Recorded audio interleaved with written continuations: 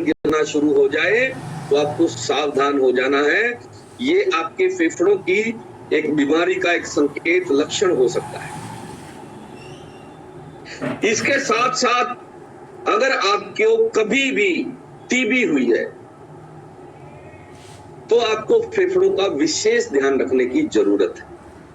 या घर में आपके ये जेनेटिक बीमारी है, आपकी दादी को, दादा को, माँ को, बुआ को, मौसी को, मामा को, अगर आपके पूरे के पूरे ब्लड रिलेशन में किसी को भी अगर टीबी हुई है तो आपको अपने फेफड़ों का विशेष ध्यान रखने की जरूरत है।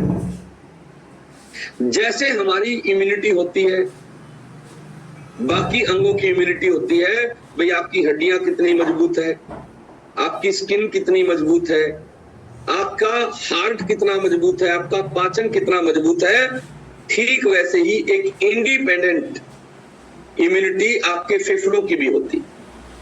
अगर आप ऐसा खान पान, ऐसा आहार लेना शुरू कर दें जो फेफड़ों की इम्यूनिटी को बढ़ाता है, फेफड़ों को मजबूत करने वाला आहार अगर आप खाना शुरू कर दें तो आपके फेफड़े हर तरह की बीमारी से लड़ जाएंगे। आपको भले ही जेनेटिक कोई बीमारी चलती आ रही है फेफड़ों की, उससे भी आप बचाव कर सकते हैं अगर आप अपने विटामिन पूरे कर लें, आप अपना खान पान सही कर लें। इसके साथ साथ आजकल एक निमोनिया जो है ये बहुत लोगों को हो जाता है, और निमोनिया अगर आपको बचपन में हुआ है, बहुत सारे बच्चों को हो जाता है निमोनिया, एक कॉमन बीमारी है, लेकिन उन्हें यह नहीं पता है कि जिसको बार बार अगर निमोनिया हुआ है बचपन में तो उसको बड़े होके फेफड़ों के रोग होने की संभावना सबसे ज्यादा, ये याद रखना। ऐसे लोगों को विशेष ध्यान रखने की जरूरत है जिनको बचपन में बार बार निमोनिया होता था। ऐसे लोग बड़े होकर अस्थमैटिक होने की संभावना सबसे ज्यादा उनमें होती है, वो अस्थमैटिक हो जाएंगे, उनको फेफड़ों के कई सारे रोग होने की संभावना ज्यादा रहती है जिन लोगों को बचपन में निमोनिया हुआ हो। तो ऐसे लोगों को विशेष ध्यान देने की जरूरत है, ऐसा खान पान लेने की विशेष जरूरत है जो उनके फेफड़ों को मजबूत रखे, फेफड़ों को स्वस्थ रखे। इसके अलावा फेफड़े कमजोर होने के पीछे वायु प्रदूषण एक बहुत बड़ा कारण है। भारत में वायु प्रदूषण लगातार हर साल बढ़ रहा है।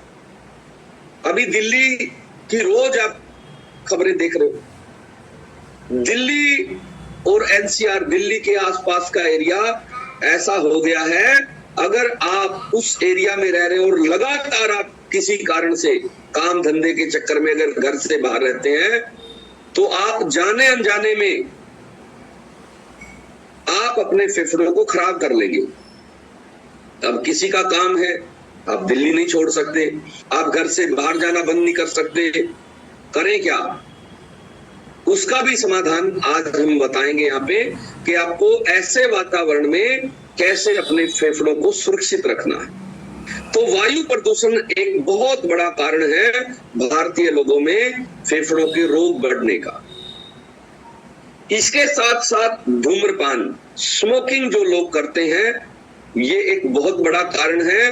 और स्मोकिंग करने वाले लोग कई तो इतने, अब मैं वो शब्द नहीं बोलना चाहता, इतने बेकार होते हैं कि वो ये भी ध्यान नहीं रखते कि घर में बच्चे हैं, घर में महिलाएं हैं, और वहीं पर बैठ के स्मोकिंग करते रहते हैं।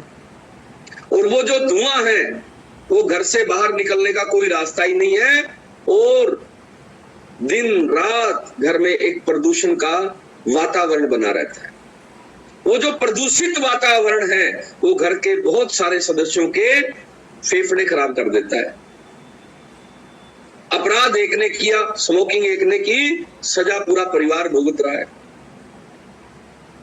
तो ऐसे लोगों को आपने क्या करना है, घर से बाहर भेज देना है कि भैया स्मोकिंग करनी है, घर से बाहर जा, घर के अंदर नहीं करनी कभी भी।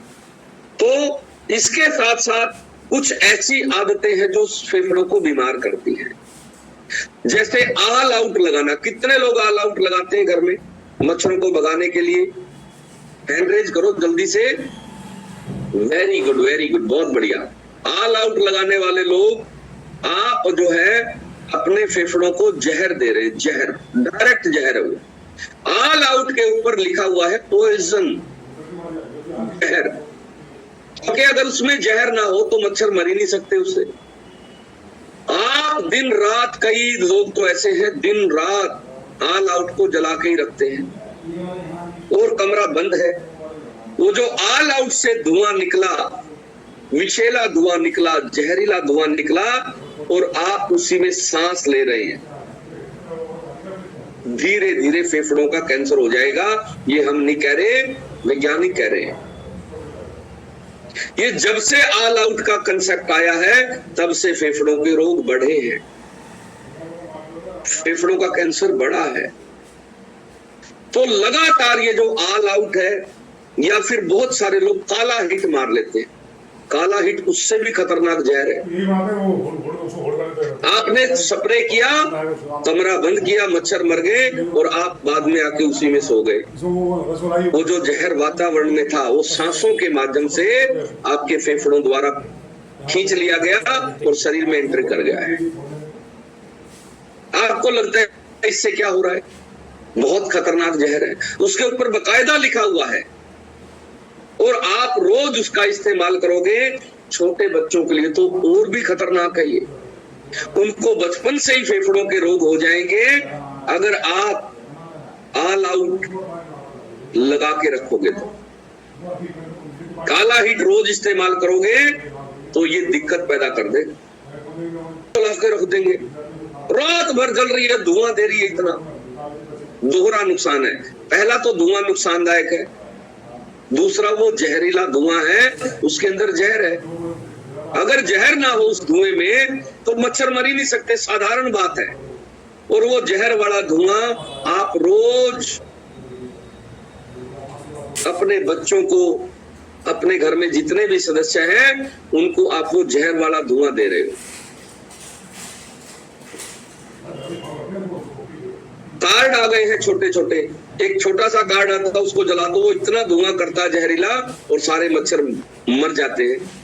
लेकिन फेफड़ों के लिए बड़ा खतरनाक है ये।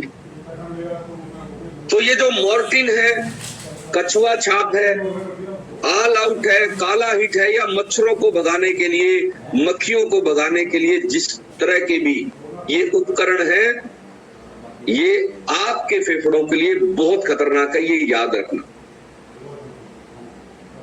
मैं किसी के घर गया और मैंने देखा वो ऑल आउट उन्होंने परमानेंटली लगा के रखा हुआ और वो चलता ही रहता है।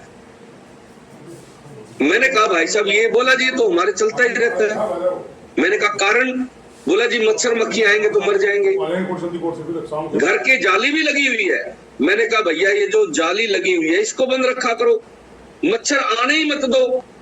परमानेंट अगर 24 घंटे इसको जला के रखोगे तो भैया फेफड़े खराब हो जाएंगे। वो बोला जी मेरी माँ के तो हो गए हैं। मैंने कहा अभी बंद कर इसको। माँ के फेफड़े खराब होने में भैया तेरा ही योगदान है, तू 24 घंटे जला के रख रहा है इसको। बोला जी मैं तो सोचा इसकी ऐड आती थी टीवी में, देखा भाई चलो मच्छरों से तो बचाव रहेगा, और 24 घंटे आप जला के रख रहे हो। बोला जी मैं तो हर महीने रिफिल करता हूँ इसको, क्योंकि हमारे यहाँ बंद करते ही नहीं है इसको, लगातार ही चल रहा है। घर में कोई है ना है, लेकिन ऑल आउट लगातार चला रखा है। ये बहुत सारे ऐसे कारण हैं जिसका हमें पता ही नहीं है, और हम फेफड़ों के दुश्मन हो गए। फेफड़े बेचारे कह रहे भैया इस ऑल आउट को बंद कर दे और तू मान जा मेरी बात। लेकिन हम ऐड देखते हैं, हम जूम पे सेशन थोड़ी देख रहे हैं, हम तो ऐड देख रहे हैं। ऐड वालों ने हमारे दिमाग में घुसा दिया है कि मच्छर मारने का एक ही तरीका है, ऑल आउट जला दो। हाँ सर नमस्ते। उसके अलावा भारत में बढ़ता हुआ प्रदूषण बहुत बड़ा कारण है। अब इससे कैसे बचा जाए? इससे बचने का एक तरीका है कि आप अपने घरों में इंडोर प्लांट लगा लो। जैसे मेरे साइड में आप देख रहे हैं एक प्लांट लगा हुआ है। इस बार दिवाली पे इतने ज्यादा पटाखे जलाए हमारे शहर में, कई दिनों तक प्रदूषण रहा।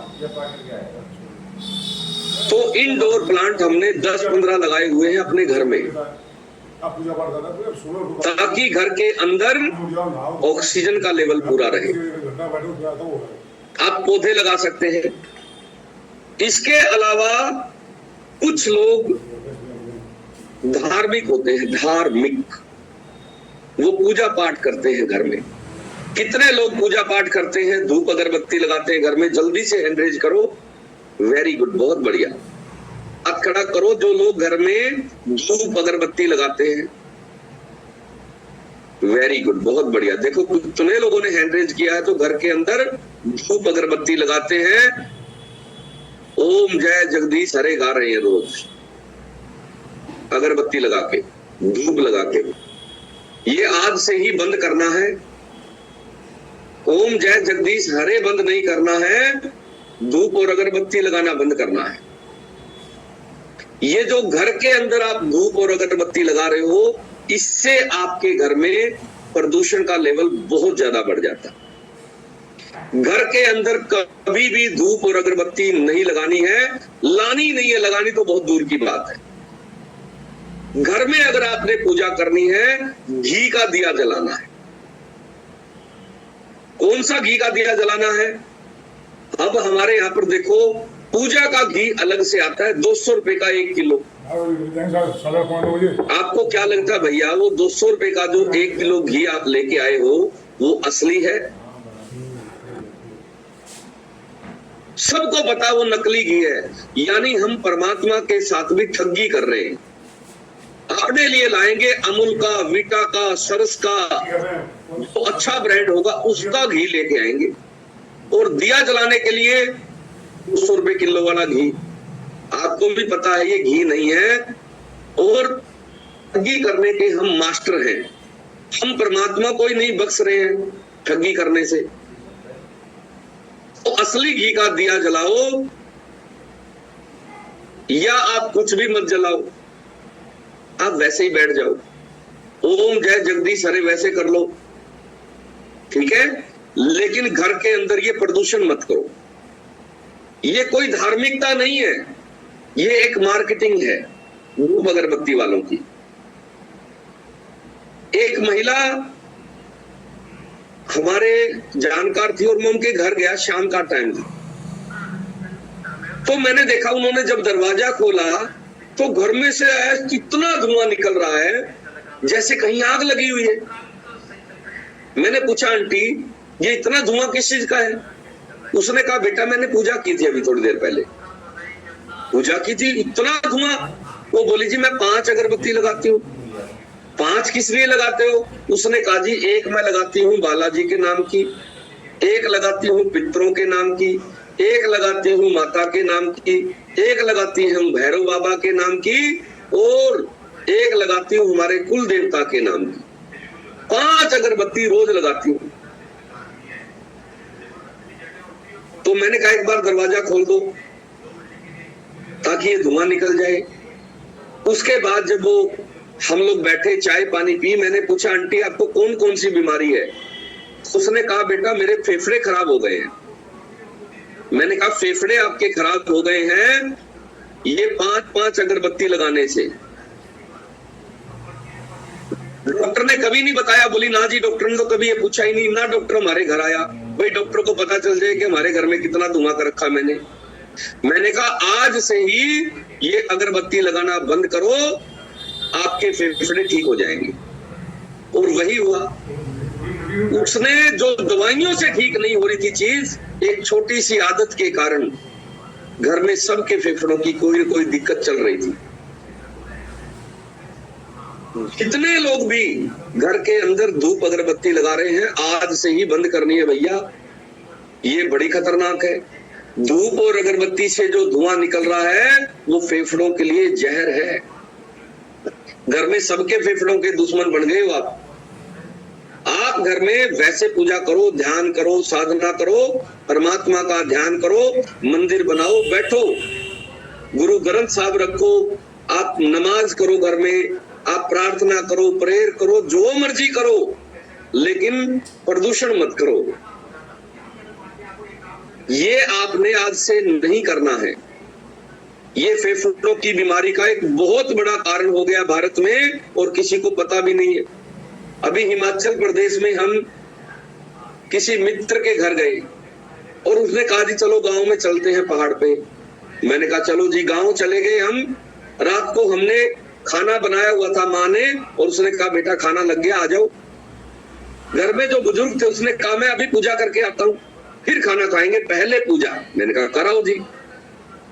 वो पूजा करने गए, उसके बाद हम खाना खाने बैठ गए। जब खाना खाने के बाद वापस हम बाहर आके बैठे तो कमरे से धुआं निकल रहा है। मैंने कहा जी ये, बोला जी ये मेरा पूजा करके आया हूं ना मैं, इतना धुआं आ रहा। बोला जी वो पूरी लंबी वाली वो लगाता हूँ अगरबत्ती, धूप। और मैंने कहा सोते कहाँ हो? बोला जी इसी कमरे में सो जाता हूँ। अब हिमाचल में तो घर भी ऐसे जिनमें वेंटिलेशन होता ही नहीं, क्योंकि वहां ठंड ज्यादा होती है। मैंने कहा आपको फेफड़ों का रोग? बोला जी मेरे को तो बलगम लगातार बनता है, फेफड़े कमजोर हो गए हैं। और फेफड़े कमजोर होने का कारण था वो लंबी वाली जो धूप लगाई और रात भर उसी कमरे में सो रहे हो, कमरा बंद करके। तो आपको कारणों को जानना बहुत जरूरी है। और जैसे ही उन्होंने वो आदत बदली, उनके फेफड़े ठीक होने शुरू हो गए। तो आपको इन छोटी छोटी बातों को जानना है, समझना है कि कौन सी आदतें आपके फेफड़ों की दुश्मन बन गई है और आपको पता भी नहीं है। डॉक्टर भी नहीं पूछते, उनको पता ही नहीं है कि घर में आप अगरबत्ती लगा रहे हो, घर में आप 5-5 अगरबत्तियां लगा रहे हो, आप बड़े वाली धूप लगा रहे हो घर में। ये फेफड़ों के लिए आपके घर में नहीं होनी चाहिए। उसके साथ साथ कुछ विटामिन जिम्मेदार है जिससे आपका फेफड़े कमजोर हो जाते हैं अगर उनकी कमी हो जाए तो। जैसे ओमेगा 3 अगर आपका कम हो जाए तो आपके फेफड़े कमजोर हो जाएंगे। ओमेगा 3 पूरा करने के लिए क्या करना चाहिए? हमें लाइफ लाइन नाम का एक न्यूट्रिशन है, आपके डिस्काउंट कार्ड पर उपलब्ध है। वो आपको खासकर सर्दी के 3 महीने में लगातार प्रयोग करना चाहिए। आपके फेफड़े खराब ना हो, खासकर जो दिल्ली एनसीआर और ज्यादा प्रदूषण वाले इलाके में रह रहे हैं, उनको नाइट वर्क इस्तेमाल करना चाहिए, फेफड़ों की सफाई हो जाएगी। इसके साथ साथ आपको मल्टीविटामिन लगातार सेवन करनी चाहिए ताकि आपके फेफड़े मजबूत रहे। इसके अलावा आपको खाने पीने में कुछ सावधानियां बरतनी है और खाने में कुछ चीजों को शामिल करना है। उन चीजों को खाने में शामिल करने से जिंदगी भर आपके फेफड़े हमेशा जवान रहेंगे। अभी मैं बताऊंगा आपको वो चीजें जिन चीजों को लेने से आपके फेफड़े मजबूत हो जाएंगे। उससे पहले हम कुछ परिणाम ले लेते हैं। जिन लोगों को फेफड़ों की दिक्कत थी वो लोग हमारे सेशन में आए और अपने फेफड़े स्वस्थ कर लिए। ऐसे हमारे फैमिली मेंबर जल्दी से हैंड रेज कर लें ताकि उनके परिणाम हम बाकी सदस्यों को सुना पाए। वेरी गुड, बहुत बढ़िया। तो अभी हम लोग सामान्य परिणाम ले लेते हैं एक बार। और अभी हम चलते हैं रेणु यादव जी के पास। रेणु जी, आपको मैंने अनम्यूट कर दिया है। जी सर, नमस्कार। नमस्कार, राधे राधे। जी सर, ठीक हो जी? कहाँ से बात कर रहे हैं? सर मैं हिसार के इधर अपने हिसार से हूँ जी।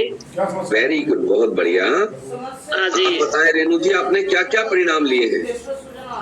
सर मैं लेके तो अपनी कमर को लेके आई थी। कमर में बहुत ज्यादा दिक्कत थी सर मुझे, L4 सर।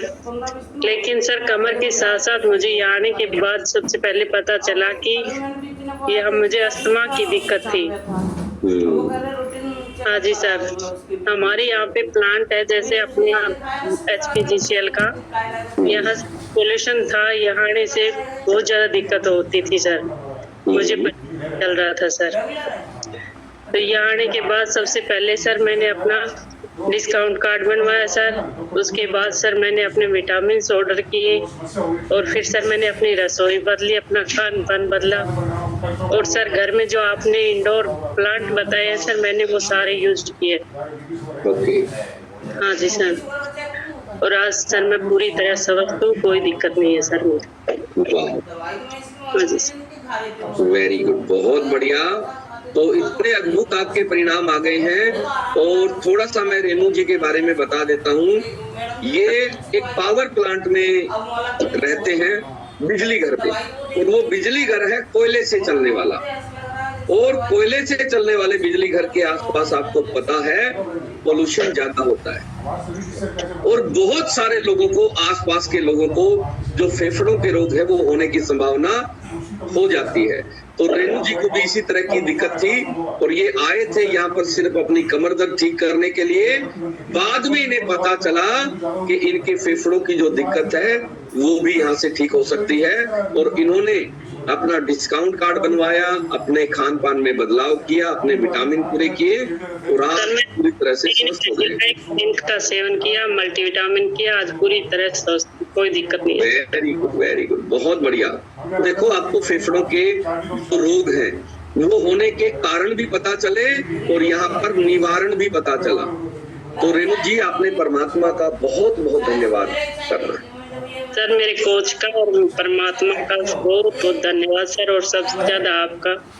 वेरी गुड, बहुत बढ़िया, इससे पहले पता ही नहीं था कारण क्या है इसका। वेरी गुड, बहुत बढ़िया। रेणु जी ने देखो कितने अद्भुत परिणाम ले लिए हैं, और आगे के लिए भी ये जागरूक हो गए हैं।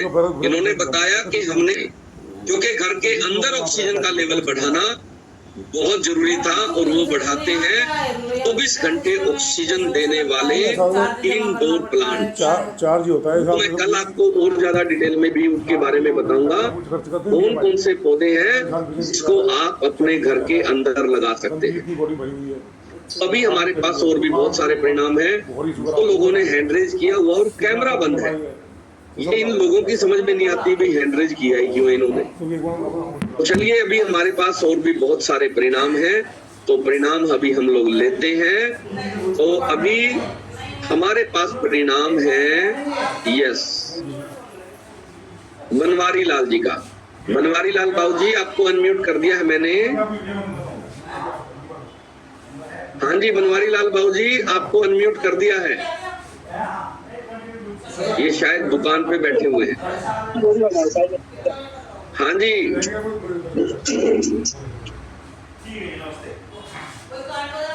नमस्कार जी। नमस्कार जी सर। नमस्कार नमस्कार। राधे राधे। राधे राधे, जय श्री कृष्णा। जय श्री कृष्णा। मैं बनवारी लाल जहांगीर, फतेहपुर शेखावाटी, राजस्थान से बिलोंग करता हूँ सर। मुझे इस कम्युनिटी में आने से पहले गठिया की बहुत बड़ी प्रॉब्लम थी। अच्छा जी। मैं गठिया के इलाज के लिए डॉक्टरों के पास जाता था, डॉक्टरों से पूरा इलाज स्टेरॉइड तक लगा था, मुझे इससे चला भी नहीं जाता था। तो मैं आयुर्वेद में भी गया था, लेकिन मुझे वहाँ भी कोई फायदा नहीं आया। जब से मैं इस कम्युनिटी में आया तो मुझे 1.5 महीने में ही पूरा आराम आ गया था। आज मुझे कोई भी दर्द नहीं है, कोई भी गठिया की शिकायत नहीं है। आज मैं मेरा आराम से 3 किलोमीटर चलता भी जाता हूँ, भी सुबह आता हूँ, कोई दिक्कत नहीं है मुझे। इस कम्युनिटी में आके मैंने अपना डिस्काउंट कार्ड बनाया और अपने मिनरल्स, विटामिन पूरे किए, अपना खान पान चेंज किया, रसोई में मैंने पूरा बदलाव करके आज मैं बिल्कुल पूर्ण रूप से स्वस्थ हूँ। आज मैं आराम से चल फिर सकता हूँ। Very good. बनवारी लाल जी, गठिया तो लोग कहते हैं कि लाइलाज बीमारी है, इसका तो कोई इलाज ही नहीं हो सकता है।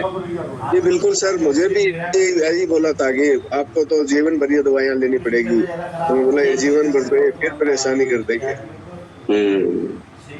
तो इसलिए मैंने तो इस कम्युनिटी में आके बहुत ही आराम मिला मुझे।